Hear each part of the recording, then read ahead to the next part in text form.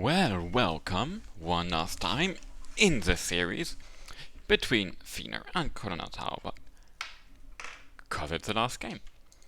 They are on hell in a very small place, and it's not quite that small, but you know, we're not here to discuss naming conventions, are we? Colonel Talbot down here, what you would say is probably the better side, but then he's playing non-mech against a mech deck, and it's definitely a mech deck map, so I would not give him the advantage for as much. Okay, we're going to do the same. Go through it real quick in slow-mo, or in pause, to have a look at what they're opening with. So, recon for here. Like, okay, standard small push. I don't know how to say that. Like, it's a weird amount of units, right? Like, 2A4 automatic is pretty standard if you're committing to golf, but then having only 3 squads of infantry and 1 recon is very little if you're committing to golf, if that makes sense. Which might be him reacting to what he knows about or expects Feanor to play like. And we've got a little sneaky Lynx, which I don't believe is meant to unload here, but more like there. Interesting.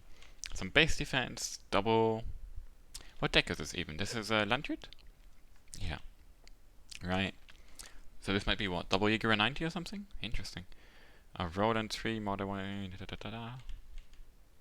Why did you unload here already? That's so weird. Okay. Anyway, so 1 CV opening with a fob, double mortar again, and then like some sneaky stuff, definitely holding on to Bravo quite tightly, and yeah, in general, like spreading out quite a lot on the map. For Feanor, we have a heavy opening onto Bravo from the opening, I guess. So what, 2 Panthergrams in the Martyr ones, and a Stinger, and what might these be? What deck is he playing? He's playing Brumek, I guess. Right, because K200s I think are, yeah, Korean. Interesting. And then we have a Dragon, what's that even? Oh, that's like Chaparral A1. Again, this double stack of 2 A1s, a Furcunning, a Gepard on top. And some more. I wonder what's inside of these. Do you get like Howie Jung or something? I'm not sure. Some Sochung Su. And then very light on the right, just a CS, some infantry, some recon. And again, 1 CV from both sides on a map where I would say like 50% of the time you say 1 CV from both people, and in the remaining 50% you see 1 CV, you see 2 CVs from both, and then like, from the remaining 50%, half of that you see 1 CV from at least 1 person, so it's really quite rare. Somewhat rare. Yeah, I don't like this. I guess I mean, Figafos, sure, but it's so defensive. You've got no recon. Interesting. Like, I don't know why this forest matters a lot. So I don't quite understand why you would give it up for free, if that makes sense. I'm also not sure I like the Rodent here. I like this though, rerouting the automatic and the Leo here. Although he should have maybe rerouted some of the Dragona too. Man, both these guys have such weird playstyles, especially Feanor though. Like, Feanor, like, I don't know, it's like spread out, unload all the way in the back. Feanor basically just doesn't really care about. It's not quite true because this is an opening, right? But it somewhat feels like he plays like he doesn't really care about openings, which is very interesting. So, oh, it was just Sochung Su. Interesting. Why would you bring Sochung Su 85 in the? Oh, it's a 5-pointer. Okay.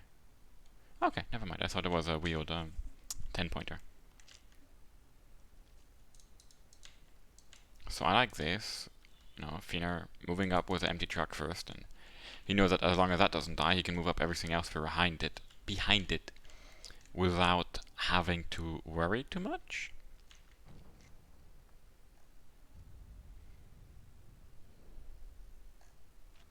This should send the alarm bells ringing though. Oh, very nice. I like it. Like, you could say it's overkill, but you know, you can fly away to the right, evac here, and how do I say this? Like, it's very low risk actually in the end. And having the MOU doesn't hurt, right? Although I would have evac'd it, I wouldn't be going head on into it. Okay, yeah, thank you. I think the Jaeger are going to lose like 2 men and kill everything. Unless there's too much fire from the side, basically. Well, that's already 2 dead. I mean, 2 for 20, right? Fucking insane. Like, elite infantry in buildings is just...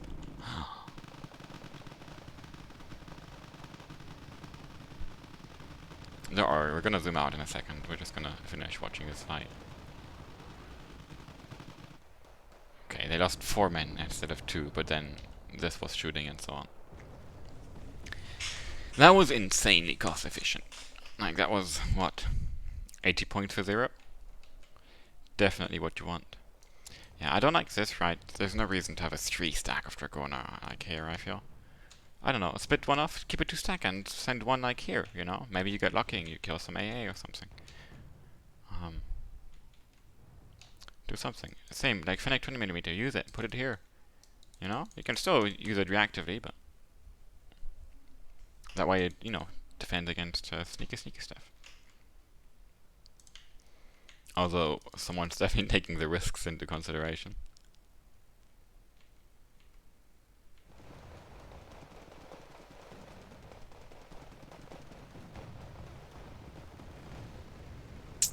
I'm not sure, I don't like that. No, I don't like that. Using the MOU like that, like... you can be sure there's at least a Gepard in there. Probably more than one Gepard with a main push. And MOU is a 160 point plane, right? So... even killing a 2-1 doesn't, you know, make it a decent trade at all. It's really a unit I would say you want to keep alive for a bit longer. Because it's also, right, it doubles as an ASF and so much, so... yeah, it's not like the tanks were, you know, overexposed far from the AAA. Like, it was really quite obvious the AA was going to be close to the tanks. I like this, moving forward to the Jaeger after, you know, clearing out this kind of stuff. Oh, okay, these Jaeger were just dropped there and walked around. Interesting. Now we've got that going. Very nice. Oh, that's going to be annoying. Interesting moves. Like, interesting, really, because if I get infantry here, I'll always keep it here to deny any, you know, like, future reinforcements into Bravo. But actually going for these buildings is a pretty good idea. Especially against opponents which don't have MI-17s. And last two, quite interesting, the base Lars, so, oh no, I'm stupid, obviously it's not the base Lars, it's got a 2 in the name. But yeah. Automatic and 2A4 kept alive, very defensive play by Colonel Talbot, as in like, very, you know what I mean? Which is interesting. I'm not quite sure why, because you could say that favors a mech player, but... like, in this series, I feel like I can understand what's going on in Feanor's brain, basically, all the time. But I can't say the same for Colonel Talbot. He's definitely... and I don't mean it in a, like a... he's stupid sense. I really mean like... I don't know, he's doing some interesting things which I'm quite sure he's thought through. Like, for example, the SAS drop in the first game and that kind of stuff, right? Yeah. Which... I'm not used to, so I don't really know what to think of, I guess. Deckungsgruppe, okay, interesting. Yeah, like... that's somewhat the issue, right? But then... it's already worth it to force a 55-point investment from your opponent, I guess. Not having killed this is a bit painful, though. Not gonna lie. Sneaky, sneaky.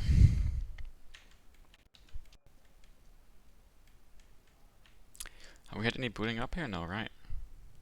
These guys got bought at some point. I think they weren't there initially. But everything else is there since the beginning. Oh, these guys are new too. They're Stormers, but they're on sneaky mission. But yeah, well played by Feanor. He's got the defensive... well, not really defensive, but... yeah, now I don't like this, right? Like, there's no... like... how do I say this? In an actual fight, like in a forest in here in the back, the difference between 3 Dragona and 1 Dragona is massive. But in these kind of like semi-open areas, the difference between 1 Dragona and 3 Dragona is how much you lose when they finally do get discovered and spotted, you know? Like, well, you have no coverage from helicopters, tanks, vehicles, anything. They're just gonna die. So I really wished he would have split them up earlier, kept at least one, if not two back here, and then I'd be really happy, like I said, right? Send one here. Sure, send one here and one even further in. But not all three, they're just gonna die for free now. Like, he gets a cannon, he gets the H1J, and it's that. Oh, more sneaky sneaky. This is amazing. Like, look at this. This is 55 points, and this is 75 points. So if we do quick math, that's 130 points. Maybe even the cannon, but I think that was already bought before. But that's 130 points of stuff that Feanor does not have on the front line right now because of one investment of 35 points. Right? So even though, how do I say this? It wasn't cost efficient in the sense that, I mean, actually they did kill something earlier, right? But discounting that, obviously the Stormer and the H1J are still alive. But it was cost efficient in, if you look at it from the point of view of what's in the front. But then it's only worth it if... Oh, the 2A4 died. Did it just die right now? Like, was something just died right here? I don't know. It's only really cost efficient if you push before that stuff arrives, right? Because these Stormers are not, or shouldn't be staying here. And same, like, this H1J should get used and so on. The Stormer killed the vehicle. I wonder if... No reaction yet. We'll see. Pretty well placed CV though. I like it.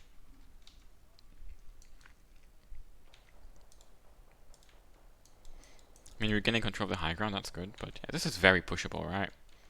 I mean, like, this is literally a dude and a tank. What's the plan now? Just falling back? Or to repair just a little bit so it doesn't die for free? I wonder. And what's the plan here?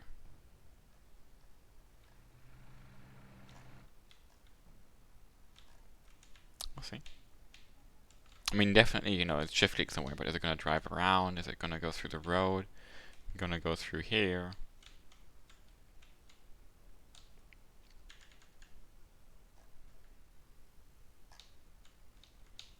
Let's go to ×2 because these guys, well, you see what I see, and that's not that much. 2 201s in the middle though. Nice. Good job. Nice trade. And one's low life, I'd still have peaked though, because the AMX, I guess, already split up. Like, this is definitely... Falling back with your 2 HP Leo, great. Not using your 8 HP Leo because of that, pretty bad. You know, like, you can peek with your Panzergren, get shot by the MX-10, the 8 HP Leo peeks and kills it. Nice. Right. Or you go forward with this and so on.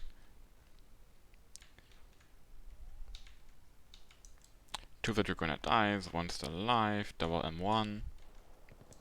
That's an interesting AMX-10. A bit hopeful. I wonder if that was meant to sneak or what was going on there. Oh, maybe he... Yeah, maybe he realized the stingers are there or something. He's looking for them, I don't know. That's an interesting stand-up. Actually, I'm curious how that goes out. Like, you'd think the Stormer win, but... I mean, the first squad's already gonna die, but yeah, no, they do win. Quite massively. I mean, it's a 3-stack, right? So the DPS is up there.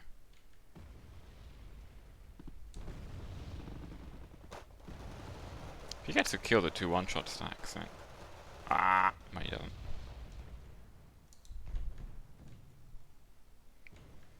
And now we're gonna have 3 2A1s for Colonel Talbot against 0, I think, right?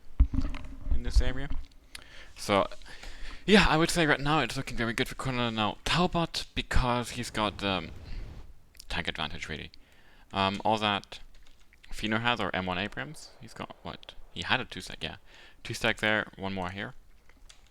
Which, don't get me wrong, they're decent tanks, but they don't stand up to 2A1s in at ranges like exceeding 1,000 meters, I guess. 1.5k. Nice. And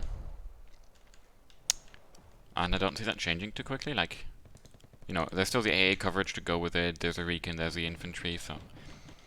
Feanor is definitely very close to overwhelming the left side, and I would definitely be happy to see another double stack of Dragona here.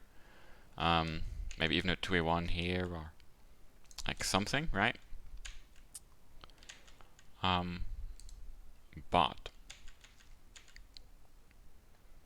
so slow though.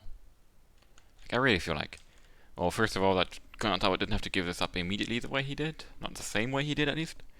Like, you know what I mean? Like, you can have Jaeger 90 here, unloaded, you see him pushing, you fall back a bit, you kill the first unit that comes, like the empty truck even, and then you run back to the buildings.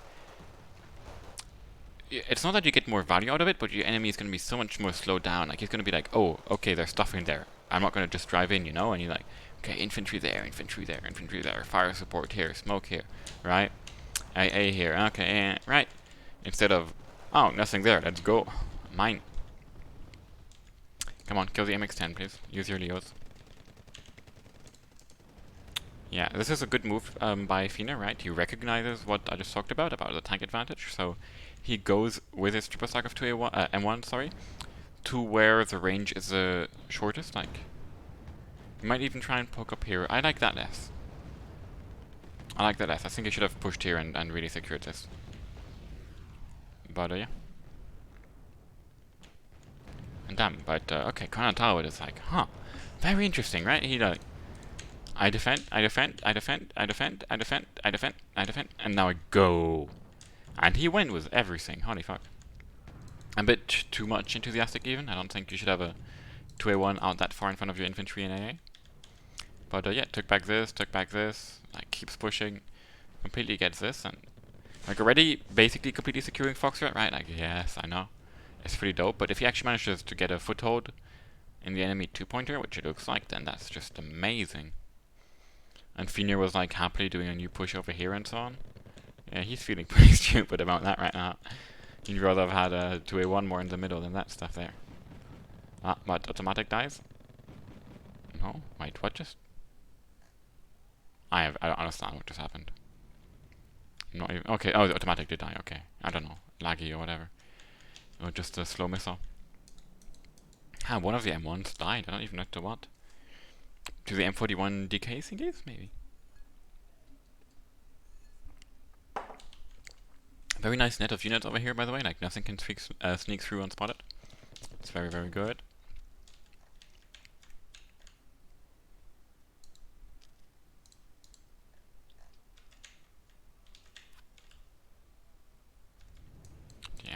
Yeah, not more than a foothold, like he overrode the enemy 2-pointer.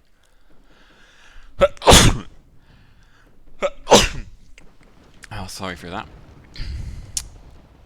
But don't worry, you can't get corona. Damn. Nice work from the Tiger. Shouldn't kill the last one, I think it gets unspotted, yeah. But still, we're down to 1 M1 Abrams against 3 2A1 still? 1, 2, 2 now, 1 died. But that's more than fine. Get your Tiger repaired, but okay. This is a... We'll finish the replay, but I don't see how Feanor comes back. But I said the same thing in game 1 about Talbot, and he came back. I am gonna... Let's go ×2. Let's not go ×3, but let's go ×2. Links. Does he have any AA? There is another automatic. Gigafoul's not doing much. Yeah, like the healers buy you some time, but they're rarely, I don't know, as good as you want them to be.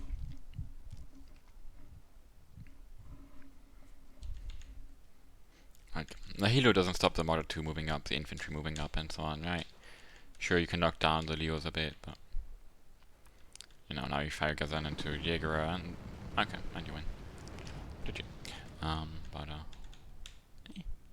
Should move up the Rodent though. This actually it keeps the Martyr, but move up the Rodent. Come on, repair. Oh, you don't have a.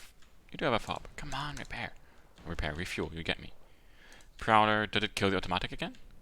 Oh, no, it didn't. Okay. Double ASF, I think that was. We just saw, right? Ah, interesting. It goes straight for the. Well, I mean, smart, right call, but yeah, straight for the heavy CV, or the 2-pointer CV rather, and takes a tank CV to do it. So good decision making there, if you ask me. As long as it doesn't get fight shot killed by the. That was close. Not even joking. Ah, okay, you did actually manage to push through here. Funny meme there. I wonder how the 2 stack of CS does against the Live Garden. might be a bit aren't like depending how they encounter each other. Okay, to what degree the Lift Guardian get to reload after killing the first one, or how much the second one is instantly shooting at the same time and stunning them.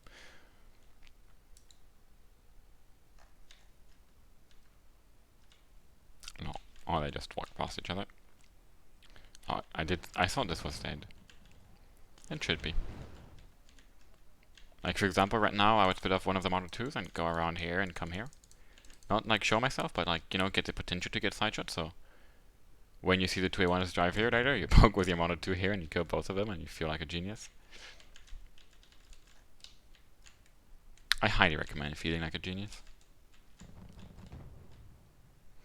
Well, poor M1. You could actually go kill the rodent with this. I guess he might be waiting for a CV or something, like hoping for a CV snipe. Or just, you know, like, be happy to have that position covered. Oh.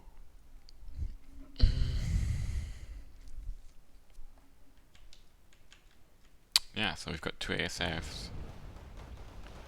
Pentagram 90 killed one of the two 2A1s, I think. I mean, he does his 2A1 and the two Model 2s, but it's like, it doesn't really matter, if that makes sense. Like, even if he gets completely pushed out of Charlie in the next 5 minutes, I still think he's winning. And if it, you know, like if all he holds is like this part of Charlie and all this gets won back by Feanor, it barely matters because, well, because he still more or less has Bravo. Like, right, reinforcements the Bravo are obviously cut, so he can counter push us anytime.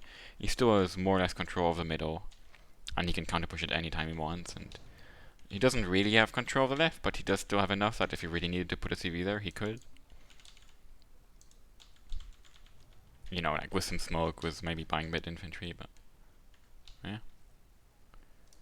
AMX-10 here. I mean, like, yeah, Feanor's trying to do all those smart, sneaky moves, right? Like, let me drive an AMX-10 around and get here, and then I can side shot the reinforcements. And I mean, it's a good idea, right? But it's, I don't think it's going to be enough, basically. Alright, he kills this, I guess. Yeah, not even. Yes. Whoop, he does. If you shoot at the Kaidos, he dies. No. Ah, stealth tanks. Okay, he does. Right, I mean, it's nice. You get 6 HP off of one of the Kaidos, right? Like, it's AMX-10 FTW, but yeah, not enough. The other 2A1 also died. Now it's like M1 spam, but Kaidos. I feel like Colonel Talbot ran out of 2A1s, literally. Because I don't see why else you would really be buying Kaidos. In this situation, I mean. I mean, somewhat you could say it's forest fighting and so on. But against like an M1 Abrams, Kaido's gonna trade like more or less evenly, I guess. 15, 39. Yeah. Right, well, even being a bit more expensive. Well, 2A1 would just destroy Abrams, like, not even funny.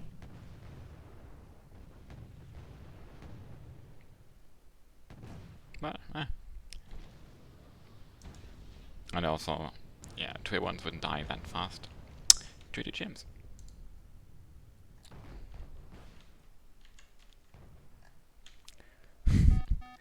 Oh, why is everyone spamming mortars? Like, come on, people, let's play.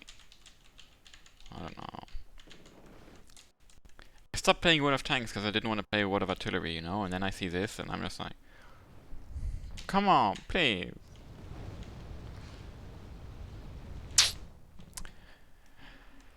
Yeah, like, between World of RT and World of Planes, I don't even know which one's worse, not even joking. Anyway. Interesting. I feel like Talbot has a lot of potential. There's so many things he does quite well, but then there's some of these things which... Why 4 stacks? You know? Why... I don't know. Why not pay attention to your 2A1 at some points? Why... Right, like move your tank so far up in front of your AA and infantry. Why, for example, right, the Dragona, like, why keep them as a 3 stack moving through there, like...